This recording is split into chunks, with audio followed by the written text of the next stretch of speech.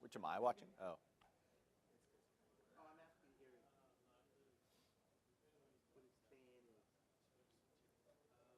Okay.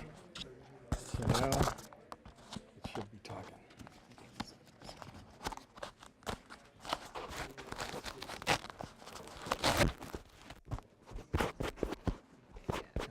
Yeah, it's definitely hearing you. You okay now? Yeah, and as far as like levels, I should be trying to keep them under.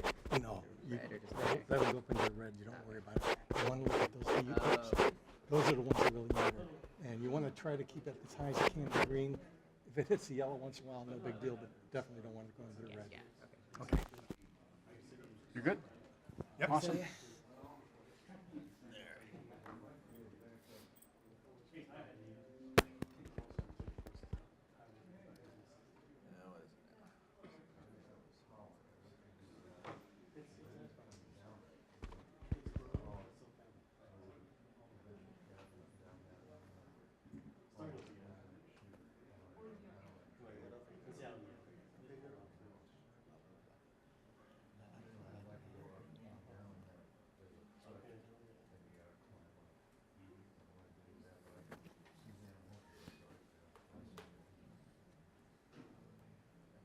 Can you speak real fast? Just test the mics.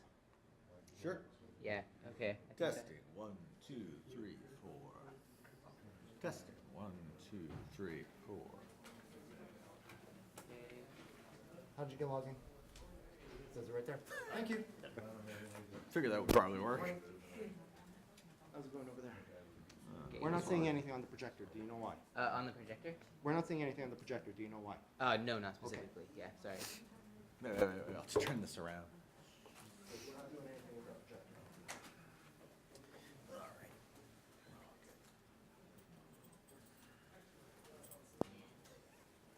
Robert. Yes. Hello. I'm sorry. Well, I was serious today. Not sure. For what? I accidentally hit that when I was putting my phone away. Yeah, we had that. And Take your apologies out to hand everybody in the room. Yeah, that's what I did. yeah, good. Yeah, But you two are very familiar. I'm here. Oh, yeah. Oh, yeah. Better Would today. you like to be our? Yeah. Would you like to introduce our speaker? Oh, God, yes. Oh, Are you around, please? Can I have an hour or two? Stand here.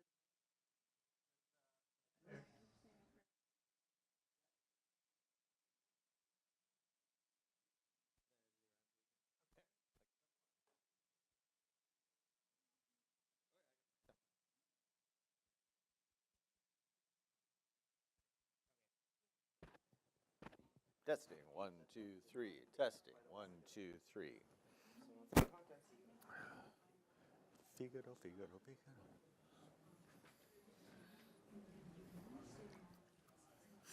I am taller than a mouse. Okay, so what do you want me to say?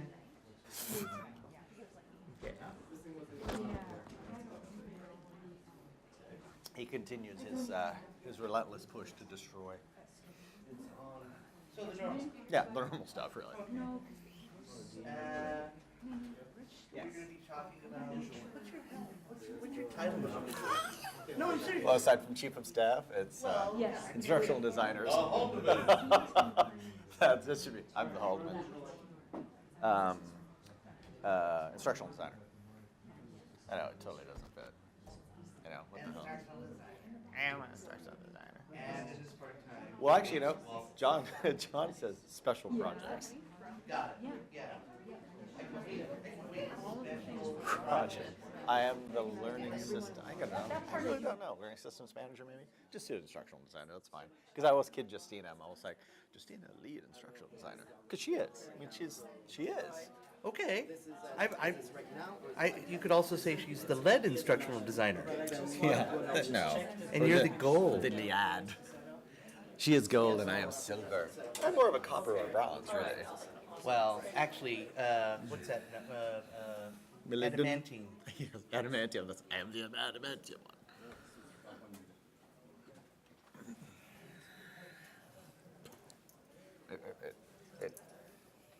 Let me check what time the train's coming. Oh. It's actually a train God, watch. I hope you pulled that out of your pocket. It did. Good. Yeah. All right.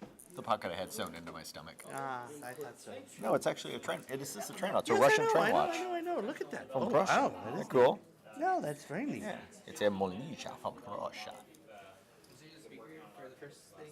I am. Okay, awesome. Yeah, so you have this if you have like questions or something you can talk to the audience. Sure. And then they can actually be heard.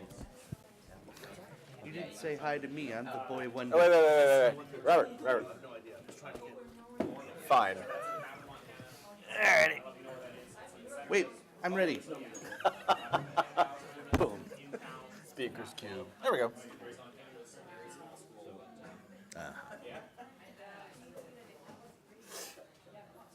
And remember, overarm. None of this, you know. Go back. Oh. All right.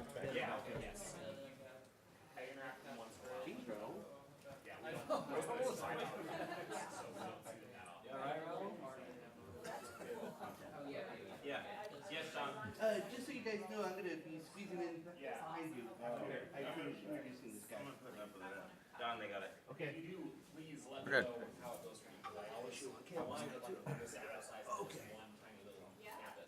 Oh, that's Don, not Ron. Hello. Let me know when. I can start anytime. And straight from Las Vegas is. Oh. Dun, dun, Yeah, dun. that's how I want to do this one. Right, come in with a little with the fireworks, just like Boom, yes. boom, boom, boom, boom, boom. All right. Instructional designer. As our instructional designer. What you gonna do when the Hulkster comes for you? Are you guys ready? Ready? Dabute. Skål. Let me know when you're recording. Well, hello, and welcome to Gamification something, which tells me, you know, I had about 5 seconds to prepare for this. I am introducing Kevin Dixey, who is the instructional designer at Western, or at least one of them, the good one probably, actually. Oh, I'm gonna hear that one. Yeah, well. And then the good news is that he and I have worked together in this field for quite some time. He knows all and tells all. So feel free to ask him questions. And here he is, Kevin Dixey. All right, thank you very much. I'm not gonna do this just yet. Hello, my name is Kevin. I work for Western Washington University. So we're that other Washington University that has University and Washington in our name, but we're the one you pass through before you get to Canada. So when I first started thinking about what to do about this, creating a presentation about sort of gamification was the first thing that came to mind because it's actually a project I had just finished working on. So I've been teaching a class at Western as part of this group, as part of this cluster called the FIGS cluster. It's an introductory bunch of classes for freshmen. So I've been teaching for about 8 or 9 years. And I started to notice that we had sort of an issue, a small issue. Now, what I'm going to talk about here, this is not earth-shattering. This is not, big Game of Thrones kind of stuff. This is just something, a small problem that I noticed. I'm trying to figure out a way to fix it. So when I started figuring out how I was going to do this presentation, I figured 9 o'clock in the morning, people aren't caffeined up yet. So, see, I have this habit, whenever I present, I either present the very last presentation of the day or the very first one of the day. So I'm used to either tired crowds or sleepy crowds. So I decided today I was going to make this a little bit more fun and make it a story. So let's start. So once upon a time, I know, there's nothing more than that.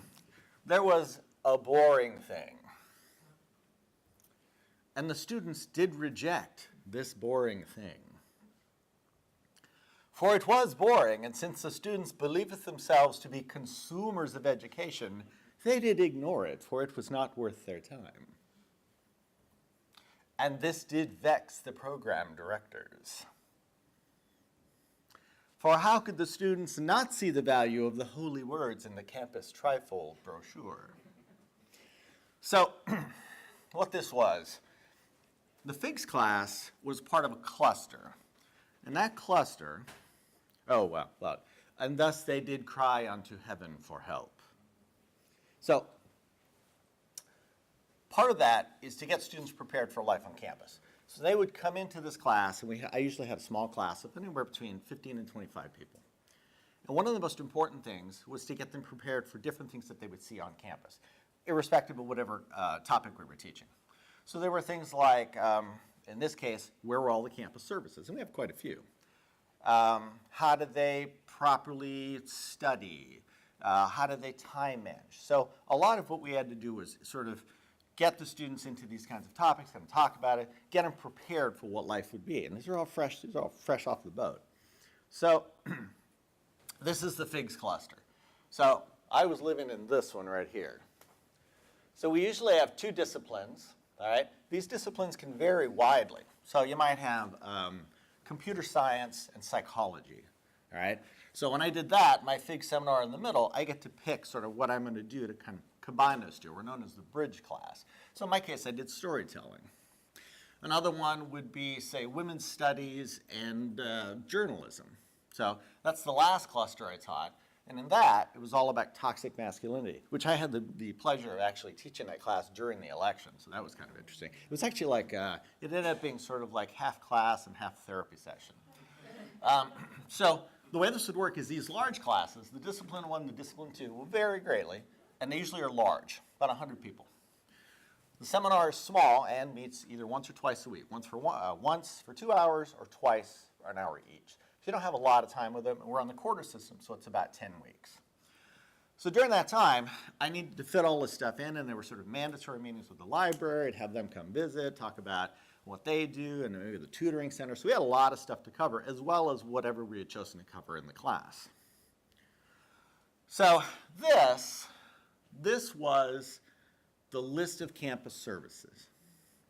So there was the library reference desk, the Viking Youth Information Center, Student Tech Center, A2S Help Desk, Canvas Help, Digital Media Center, which is brand new, which is our television studio, the Writing Center, the Tutoring Center, the Health Center, the Rec Center, the Classroom Services, which is where they check out their equipment, Counseling Center, Disability Resources, and Parking Services. And there are actually a few more. So these are all important to student life, and it's very important that the students would understand where they were, how to utilize them, what they were about. So leading up to this, how do you think that would be handled? What do you think the process was? Take a guess. I'll even bring out the orange throwy cube. Anybody want to take a guess how that was handled? This is traditional. Question first? Yeah, you bet. Was this a required? Yes. Well, no, the FIGS class was not required. So there were certain freshmen that go into it, and it was a program that's run. They find that the students going through the FIGS class actually perform better as they go through college. They get better grades, or they finish faster. But it's not required. But it's a fairly large program. There are quite a few FIGS clusters. You want the cube? No, I was just going to give it to him. Oh, okay. So who wants to guess of how getting people to understand all these different services was handled? There you go. Were they given an assignment to go and find something out and report back? No, that was not how they traditionally did it. That's a good idea. That probably would have been my first choice, but no, that's not how they did it. How do you think they handle it?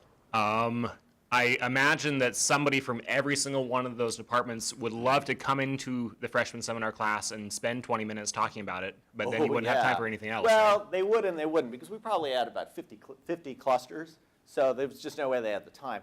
They would have loved to have done that, but that was never going to happen. Right. Anybody else want to guess? Oh, all the way in the back. Whoa! But you missed my T. That's Oh, that's good. And that's a 2-point shot, too. That's a headshot. so you made a game. I and- made a game, but how do you think it was handled prior to this? Like, how do you think the traditional way of handling it was? Brochures and the internet. Oh, my God, you're so right. So the way it would happen is they would give us this shiny new brochure. And we'd have to take it to class, and we'd have to hand it out, and it was a brochure with other brochures inside of it. And then, of course, there were associated web pages that went with it. All right, so that was the process, and we'd bring them dutifully into class, and we'd have to spend about 20 minutes going over it and explaining all of these, and we couldn't explain them all in depth. So what do you imagine the result was? Anybody want to give a guess? Yeah. Yeah, exactly. You just did the thumbs down. Basic Facebook thumbs down. So the majority ended up here in the recycle bin. If I used to teach the class, I'd leave, and either the brochures they were one of 3 places: on the floor, on their chair, or as I'd walk out in the recycle bin right outside the classroom. And I wasn't the only one. Everybody would be like, oh my God, this is just not working. So I started to wonder, how could we fix that? So this was sort of the state of all of us at that time, like, I mean, we were struggling just to get them to do this, and none of us wanted to do it because we had all these extra things that had to come in our very short classes in a 10-week quarter. It was just like, it was like death having to do this thing to know nobody was going to pay attention to it and just basically lose a class. Because if you had an hour class and you spent 20 minutes on this, and then you get people in, you get them all seated to talk, and you spend 20 minutes on this, your class is, you don't have much left to do with it after that, because it's only 50 minutes long. So I heard this one day. Somebody said, God, too bad we can't put it on Facebook. And I thought, well, yeah, okay, maybe, sort of. It started me thinking. So my background is in environmental education. So if you're not familiar with environmental education, well, actually, it's environmental education in theater. So theater is my first degree, and then environmental education.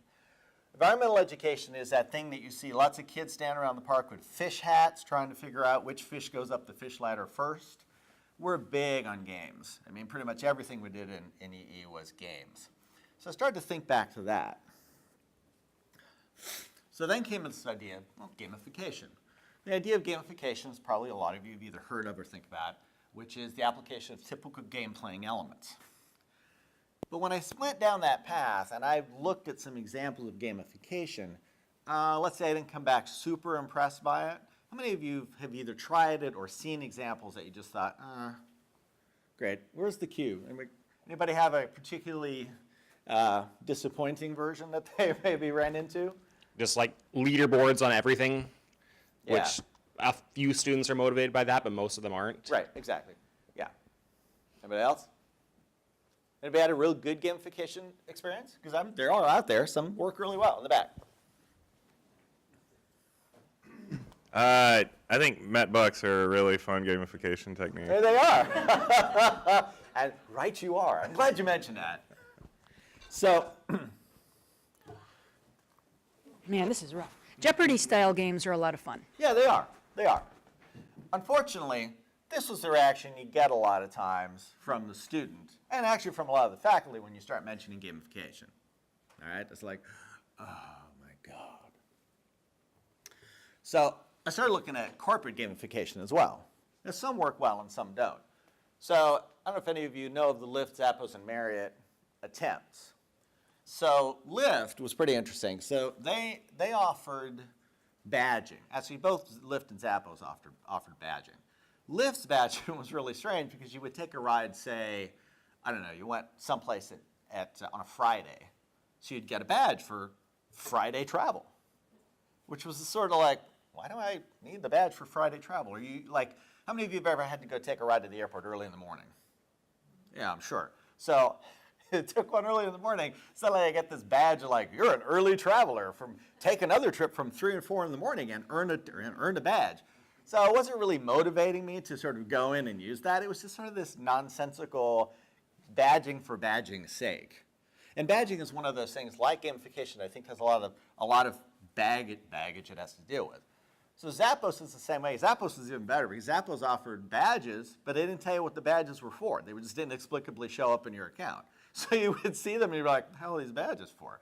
And you'd look at the pictures, you couldn't figure it out. You had no idea what it was, but they were awarding them to you.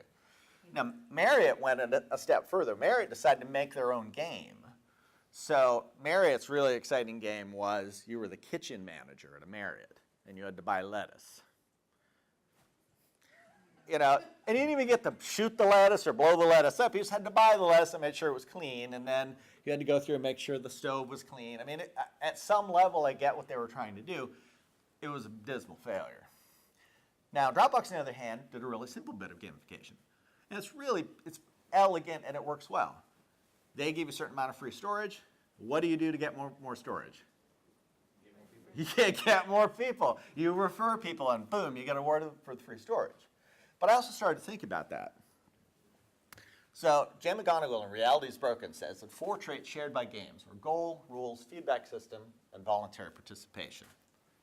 Now, there's also things like game mechanics, gameplay, in-game currencies. There's a lot of things that constitute a game. But I started to feel like one of the problems we face when we look at gamification is that we try too hard. We're like, oh, I like Marriott trying to make their kitchen lettuce washing game. They're trying to make a game. They're trying to do that. Well, making a game. I worked for a media design company I owned a media design company for 10 years, and we did some games. That's a very different and difficult proposition, and there's an art form to making a good game. So in a way, I started looking at this, and I thought, well, I don't necessarily need all of those, but I could use some of those and kind of push myself in that direction. So right across the top, right at first, I dropped voluntary participation. Why? Because it's a class and it's an assignment, so you don't get voluntary participation. But I could use the other ones, goal, rules, and feedback system. So then my son popped up. This is my son, Julian, age 14. And I was looking at some examples, and he just looked over my shoulder and said, I think there's not enough game and way too much ification here. And he's completely right. And I was thinking, yeah, these things are boring.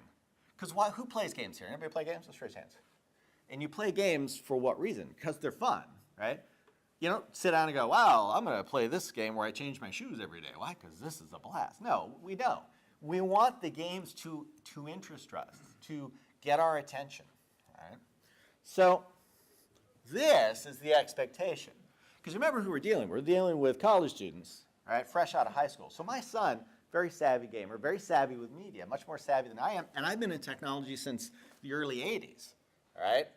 I traded my first car for my first computer. So I've been doing this a long time. This is what the expectation is. Oftentimes what we deliver is that. Remember Pathways to Darkness? All right, and this is even the updated version in color. I had the black and white version where have your list of things that you're going to collect. So oftentimes what we do is our attempts at gamification end up going down this path, right? So I started to think, how can I bridge that somehow? So I'll tell you a little story. The Adidas Stan Smith. So when I was in high school, this shoe was the shoe that everybody wanted. I see some people nodding because you know what I'm talking about. So I lived in Southern California at the time, and this was what made you cool. And I had grown up wearing corrective shoes, so I never had, nice, cool tennis shoes. So in high school, my doctor was like, yeah, you can finally wear tennis shoes. Like, yes! As a present, my mom and dad were like, we're going to get you some really cool tennis shoes. This is what I wanted. I lobbied for this. This is what I got, all right? I got the brown Nikes with the white swoosh, and they got those because, gosh, those sure looked like real shoes, right? So the experience of having this was that the only person in my school who thought those were great was the Spanish teacher going, Padro, my nickname was Pancho. Pancho, those are smart shoes. Those are really spiffy looking, right? So when you're a high school freshman, you don't want to hear that. You don't want to be the Spanish teacher, the only person telling you these shoes are cool. I used every excuse in the book not to wear those shoes. Oh, no, I can't wear them today because it's raining and I don't want to stain them. They don't go with I'm wearing blue jeans. And blue and brown and tan don't go together. I hated those things. And they were actually, today, I'd probably think they were pretty cool. Today at 57, I think they're pretty cool. All right? This is what I wanted to avoid. This is what we so often end up just butting right up against when we try this. So I come up with the Scavenger Hunt. I did come up with a game. But it's a little different. So first I wanted to make it simple. So we have 14 locations that everybody has to go to. I gave them 48 hours to complete, or they failed. All right? This was their first assignment, day one. We met on a Thursday. They had 48 hours to do this. They had to visit each location, and they could team up in groups of 3. So I led them to have some cooperation with one another. I also said you have to submit proof to a Canvas discussion that I put in my Canvas class in the form of a selfie taken at the location with everybody involved and with an employee of that location to prove that they were actually there. They also had to get 3 things that they learned from that service and post them to Canvas. So, and they could post multiple times. Each time they do it, they have to, a new location, they have to go, and then I would read them. Everybody could see them. We could all comment on them. Some of the campus services were required to complete the assignment because I didn't tell them anything. And the major thing I didn't tell them is where everything was. And that was the first question, well, where do we go? I said, ha, ha, guess what? You know that information desk that's number 2? You've got to go there and find it out. What I saw happening the first time I tried it is suddenly students were walking around in groups. They had this little map all marked up. They knew where everything was. I started getting selfies of like, you know, in front of stuff, shaking people's hands. I started getting calls from the different department like, what is going on with your students? Why are they flooding over here? I said, well, they're trying to learn. They would then come back to the class and we would discuss it. So I got to get an idea what had happened with them. So they interacted at a very high level with everybody at each location, right? They would talk to people, they had to ask questions, they had to find stuff out. When we went to the discussion of the services, I showed their photos because it was in a discussion. I showed the photos of them, you know, getting all together and being goofy. It also did another thing which was unanticipated. It created in them a sense of camaraderie as a group, all right? So what they had going forward is they developed into a cohort. And it worked really well because it was the thing that set the tone for the entire class. It also had the benefit of our recycling bins outside the classroom were just completely empty from then on. So this was the first foray into it. And I started thinking, okay, this could work. So we did it over multiple years. Each year we would do it and get more and more calls. And then I started getting calls from other professors saying, hey, what is this thing you send your students out on? It was a Scavenger Hunt. So I would just send the Canvas class to, I'd send the assignment in Canvas, put it up on Canvas Commons, and they could grab it and do what they want with it. More and more students started showing up, and then I started getting these really funny calls from the program director saying, well, your students are bugging such and such at the health center. Like, those aren't mine, because these would happen later on in the quarter. Mine was always the very first assignment. But we had probably a dozen different instructors using this same assignment because it worked really well. And what we found is the students knew. The students knew where stuff was. They knew what it did. You could talk to them about it. But my favorite moment is the end of the second time we did this. I had noticed the class had got, you know, this idea that they had gotten closer to each other. There was one student in the class. There's always one student in the class that's a little odd, maybe a little kind of an outsider, kind of loner. And they had done some work in the class that I always thought was really interesting, but I felt they all struck me as feeling like they were constantly alone. They were not the popular kid. They were sort of the big goofy kid, and you know, they all sat by themselves, and they always said those non sequiturs in class that everybody kind of looks at them like, what? We also had another group in the class which was the popular kids. Okay, they were like, they'd been cheerleaders or jocks or something like that. So the following year, I was at at one of our locations. I was at the Viking Union. I was grabbing some food. And I noticed one of the popular kids behind the counter, and they were serving food. So I was getting my Chinese food, and they were like, oh, hey, Mr. Dixey, blah, blah, blah. Oh, hey, how are you doing? And she was like one of those popular kids in the class. And I said, oh, yeah, we talked a little bit about that. She said, oh, I still remember your class. And I remembered the kid's name. I remember the kid, but I remember his name. And I was about to leave, and she said, hey, do you remember so-and-so? And I'm like, oh, yeah. And it was this kid, this loner kid. And she said, you know, because of your class, when all of us go out and do stuff, we make sure we call him, and he goes with us. And I said, really? She said, yeah. She said, you know, we were so close as a class, and we just don't want him to be alone. So, you know, we feel like, you know, we learned from you and from all the stuff we did that we're a family. So we just make sure he's never alone. So we take him out, and I said, he's pretty fun. She was like, he's pretty funny once you get him out there, and he goes dancing or whatever.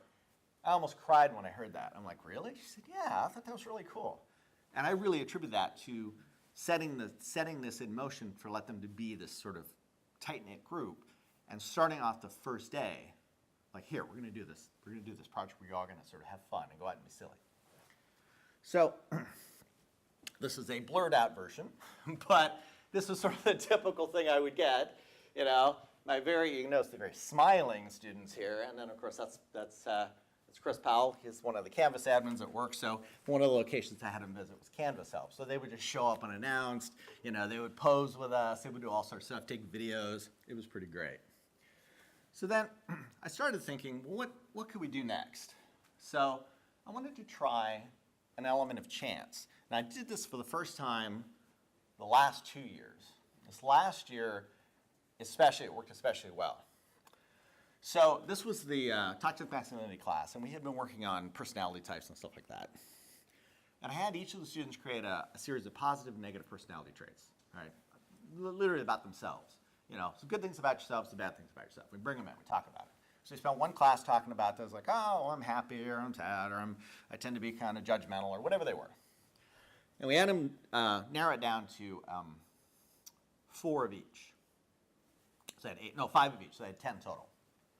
So we discussed them, and each one of them kind of fleshed out what these characters would be like, kind of made sort of a cardboard cutout. We actually had this character we'd put on the wall, and we gave it a name, and then we'd tape the personality traits up, and we'd figure out what that person was like.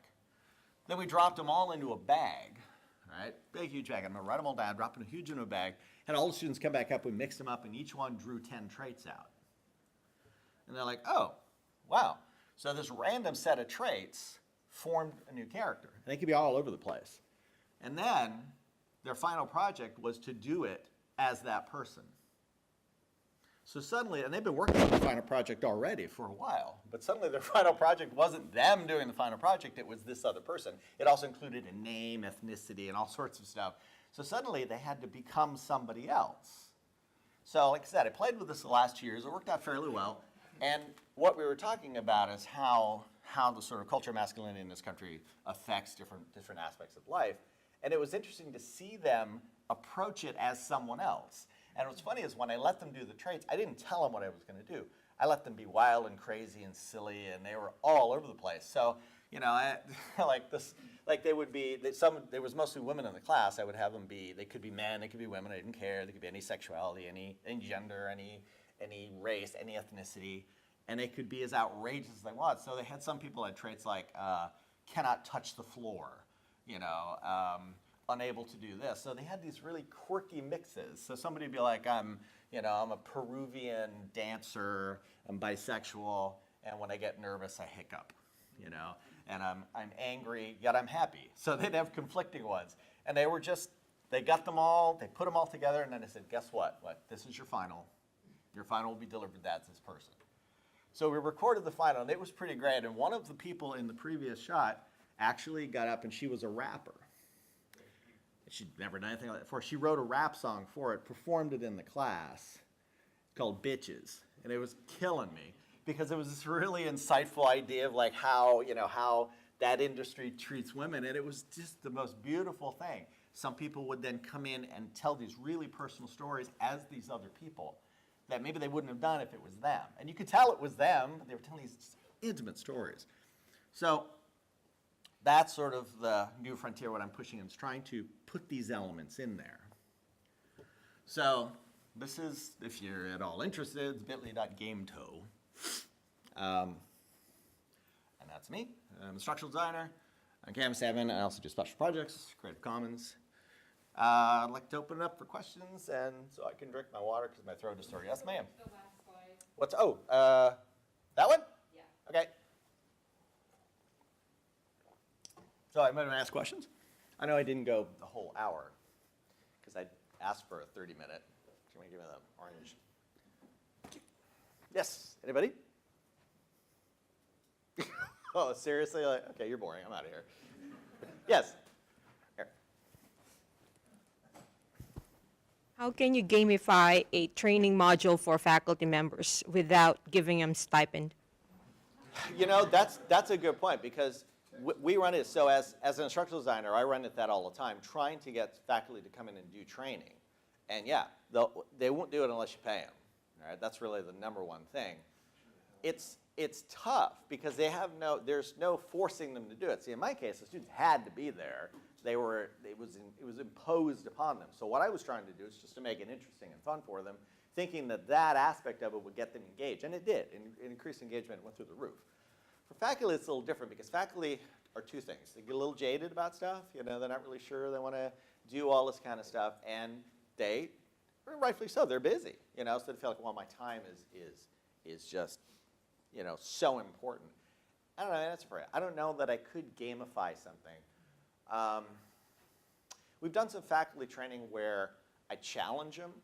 So I use some of the environmental ed techniques where I'll challenge them when we're teaching to do something together, more sort of cooperative stuff.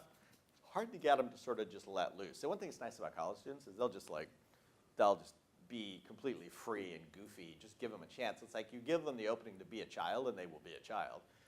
Adults are a lot more guarded. I usually have that one faculty member who will. They're like fresh out of school, and they're like, yeah, I'm going to do this. But the rest are like, no. So, yeah, I wish I had a good answer for you. Let me know. Okay, I will. Yeah, I'll just call you up one day like, hello, I figured it out. Oh, can we pass it back there? One thing we've done that I would say can be moderately successful with gamification for faculty is if you have an event anyway like this, and then you do something like the Met Bucks. We've done something with, it's like little rewards, but you can target what you want them to do. So what we've learned to focus on is engagement, getting them to talk to one another across disciplines, or, it's like talk to someone from another department or share an idea, or, and then they can get stamps for that, and then they can get, you different prizes, and it kind of goes up in levels. So, and it's surprisingly, some people get really competitive and they really want to finish that, get everything. And I think that what we've ended up with is some people do a little bit more than they would have otherwise if there hadn't been that little bit of an incentive. It's also easier if you don't have them around students. Because faculty don't want to cut loose around students. They just absolutely won't do it. If they're around each other, they will. But around students, they want to maintain this, like, well, I'm faculty. I get that. I mean, but it is much more difficult. But yeah, that's a great idea. I can, yeah. Anybody else? All right, so how many semesters have you been doing this as an exercise? Doing this? Yeah. The 4 years as for doing the Scavenger Hunt, and then 2 years doing this last one. I added it to it in the last 2. So the first 5 years, we were handing out the brochures, and it was just intolerable. It just got to a point where I just couldn't stand it anymore, and I wasn't doing it. So I thought, okay, I've got to do this. Let's figure out a better way to do it. So do you feel that what you're doing right now is pretty polished and you'll keep it the same, or is there something new that you want to add to it? Yeah, there are some changes I'd like to make. I'm no longer teaching in the FIGS program. I actually left that because I'm working on a different curriculum. I just didn't have the time anymore. I'm working on a curriculum called the Empowering Series, where we're trying to get people to understand what the basic sort of essential tech skills you need, especially in today's world with security issues and all that kind of thing. So I'm trying to use the same kind of principles that I was sort of piloting here in that to make it fun and interesting, because while I'm making it essentially for well, I'm not really making it for faculty. I'm making it for everybody, but I want students to be really interested in it. But I have been working with some groups trying to infuse some of this sort of lightheartedness into some of the video work we do too. Like looking at stuff saying, oh, well, this is interesting, but it's boring as dirt. That's me, who's this targeted to? Trying to sort of reach into the kind of reservoirs of creativity that you see, like in programming that's aimed at sort of, young kids and college students. I would say my Scavenger Hunt's pretty polished. I think that one, other people are using it now, and I'm free to let it go. This one right here, the last one, still working out the kinks, because there's some weird bits about it, like, okay, I'll change this. And every year I kind of noodle with it. But yeah, the Scavenger Hunt I'm pretty happy with. Okay. And hopefully I can make the Empowering Series even more fun. And so that one's going to be a little bit different structure, but yeah. So what are fingers crossed. Maybe some of the things you did in the beginning that you immediately changed? I'll tell you one is I didn't tell them they had to limit it to only the maximum of 3 people per group. First year I had 25 people, and I had 23 in one group, and I'm like, no, do that over. There was that. And the first year I didn't have the stick of you're going to fail. Now the funny thing is the class is the assignment's worth 100 points. What nobody noticed is I put it in its own assignment group in Canvas worth 0 points. It's not really worth anything. I should tell them that. And of course I never checked. But yeah, I had it worth like 2 points, and it's like they did it, but it didn't really kick off until I made it 100 points. And the other thing is when I did the time limit, first I had my class amount on Tuesday, Thursday, so I had it done Tuesday and it had to be done by Thursday, and it was sort of la la la, we'll get it done. I did the last one, I started it, I told them on Thursday, but opened it up on Friday. So a lot of stuff was closed. So I added this extra level of, oh, by the way, everything closed. And also, the first year I gave them a map where everything was. I stopped doing that right away because I found that when they had to go find stuff, it was much more effective. So 2 years ago, I did the whole, like, I'm not telling you where anything is. That's when I had the idea of, oh, well, go to the information desk. And yeah, that worked great. So then they go to the information desk, they go to the student tech center, because here's the funny thing, students, about half of them don't know how to get a picture off their phone to something else.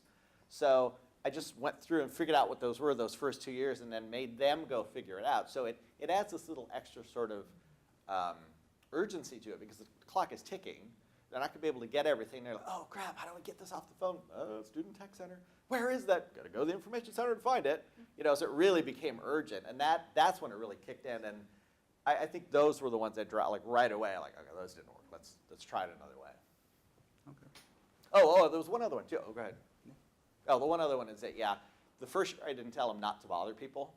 So I was getting the calls first year, like the doctors at the health center, like, what is wrong with you? And the police, oh my God. They went to the university police, and they were taking photographs of the outside of the police station. Yeah, the cops weren't happy with that. So that I stopped there right away and said, okay, don't take pictures of the cops at the police station. So they go into the police station and they talk to them. And that works great. Because it's funny, when they go in and ask, people are like, oh, we're happy to talk to them. But yeah, when you're out there with your phone, whew, down on the ground. Yeah, so I had a couple students go, wow, the police were really upset with me. I'm like, oh, sorry. So that first year I got a lot of phone calls like, what the hell are you doing? Oh, it was over here somewhere. Yeah, pay attention. I can do it. There you go.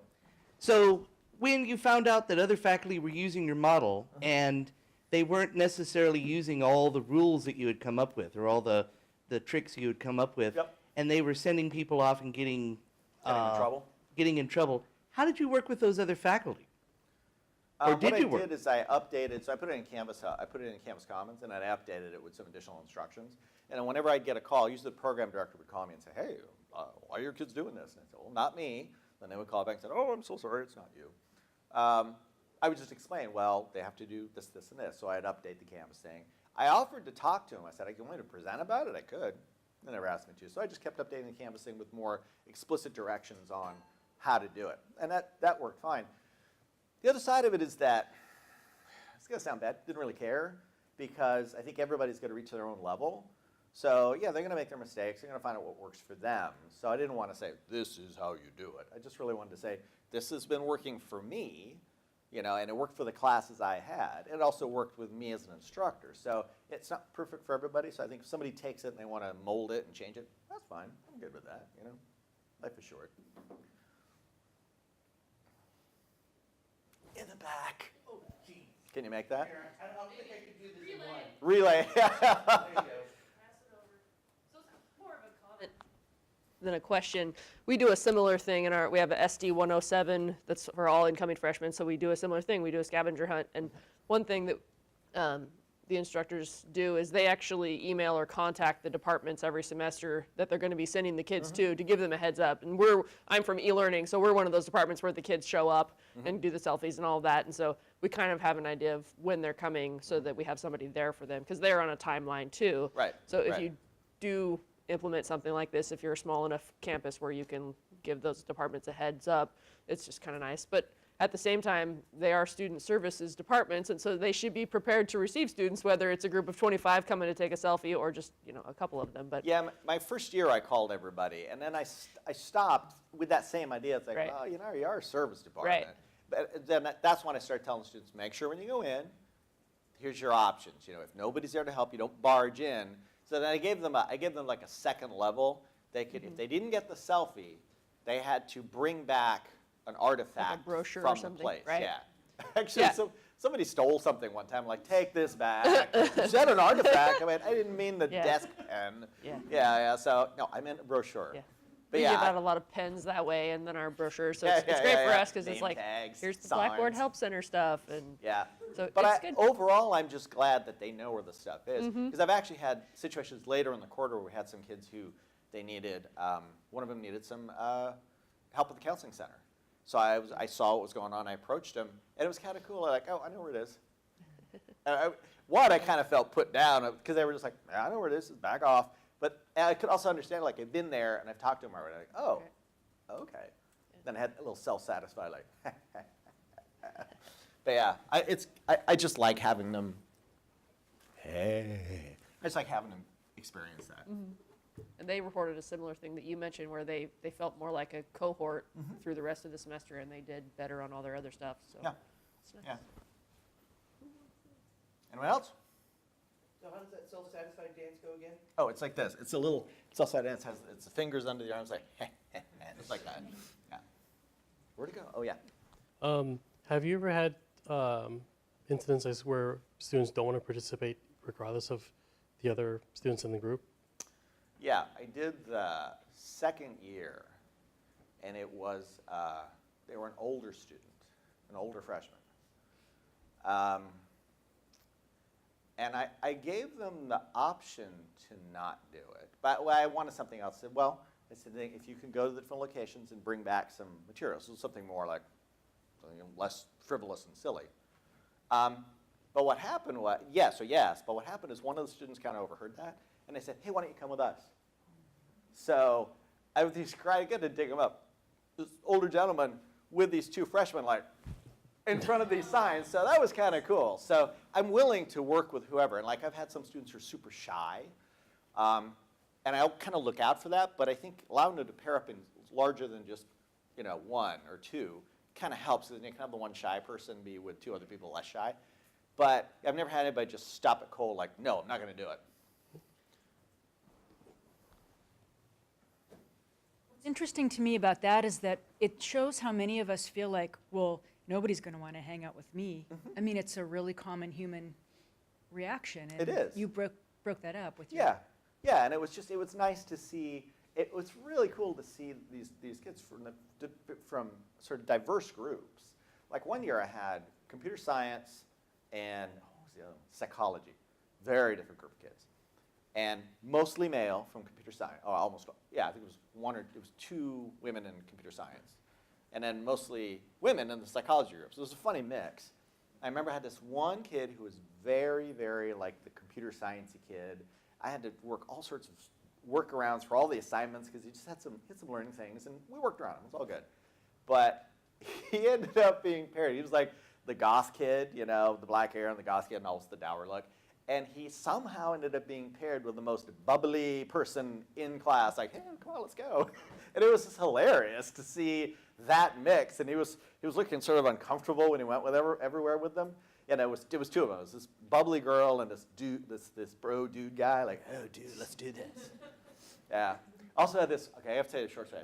It's tangential to this. So after the first time I did this and we had everybody sort of becoming a cohort, I had this one kid.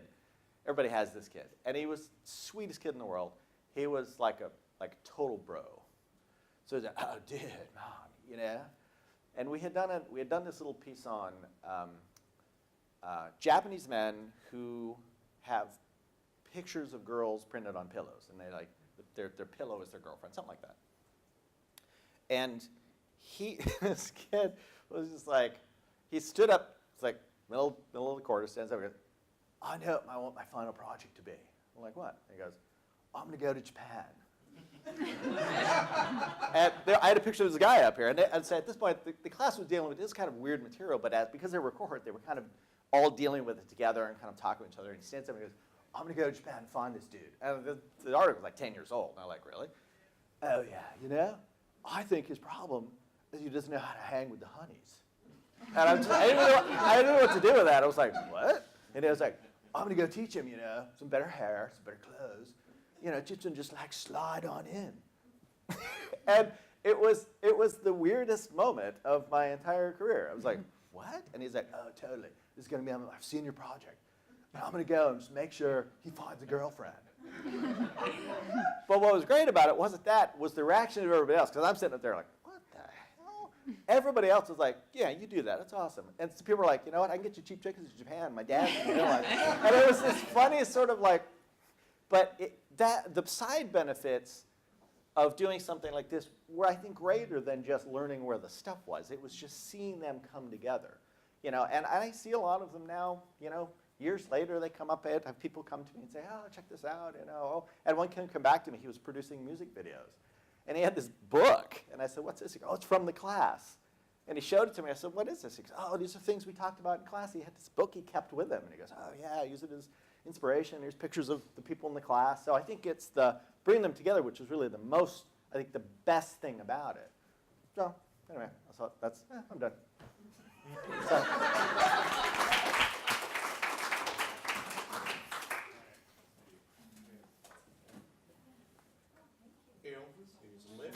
That's right. See you later, folks. Wait, show me the.